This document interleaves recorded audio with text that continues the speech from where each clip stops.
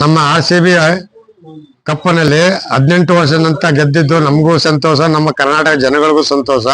ಆದರೆ ಇದನ್ನ ಸದುಪಯೋಗ ಹೇಗೆ ನಾವು ಆಚರಿಸಬೇಕು ಅಂತ ನಮ್ಮ ಈ ಮುಠ್ಠಾಳ ಕರ್ನಾಟಕ ಸರ್ಕಾರ ಇದೆಲ್ಲ ಅವರಿಗೆ ಅರ್ಥ ಆಗಿಲ್ಲ. ಘನಾನುಘಟಿಗಳು ಸರ್ಕಾರದಲ್ಲಿ ಇದ್ದುಕೊಂಡು ಒಂದು ವ್ಯವಸ್ಥಿತವಾಗಿ ಪ್ರೋಗ್ರಾಮ್ ನಡೆಸಲಿಕ್ಕೆ ಬರಲಿಲ್ಲ. ಯಾಕೆಂದ್ರೆ ಆ ದಿವಸ ರಾತ್ರಿ 3 ಗಂಟೆವರೆಗೂ ವಿಜೃಂಭಣೆಯಿಂದ RCB ಅಭಿಮಾನಿಗಳೆಲ್ಲ ಮಾಡಿಕೊಂಡು ಪೊಲೀಸ್ ಬಂದೋಬಸ್ತೆಲ್ಲ ಇದ್ದು ಬೆಳಿಗ್ಗೆ ಪೊಲೀಸ್ನವರು 7-8 ಗಂಟೆಗೆ ಹೋಗಿ ಮಲಗಿದ್ದಾರೆ.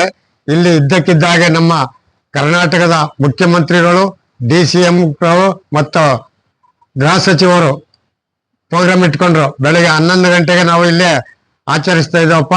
ಒಂದು ವಿಧಾನಸೌಧದಲ್ಲಿ, ಒಂದು ವಿಮಾನಾಶ್ರಯದಲ್ಲಿ, ಮತ್ತೊಂದು RCB ಸ್ಟೇಡಿಯಂನಲ್ಲಿ. ಇದು ಯಾವ ಇದರಿಂದ ಇವರು ಮಾಡಿಕೊಂಡ್ರು. ಪೊಲೀಸ್ನವರು ಇವರಿಗೆ ಯಾವುದೇ ಕಾರಣಕ್ಕೂ ಮಾಡಲಿಕ್ಕೆ ಆಗುದಿಲ್ಲ.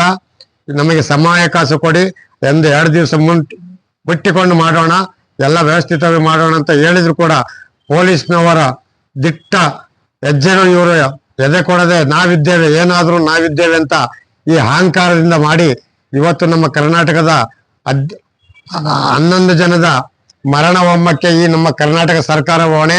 ಇದರ ಹೊಣೆ ಹೊತ್ತುಕೊಂಡು ಕರ್ನಾಟಕದ ಮುಖ್ಯಮಂತ್ರಿಗಳಾದ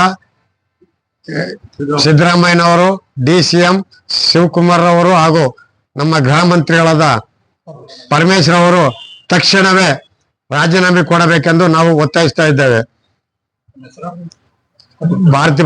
ಭಾರತೀಪುರ ಪುಟ್ಟಣ್ಣ, ತಾಲೂಕು ಮಂಡಲ ಉಪಾಧ್ಯಕ್ಷರು.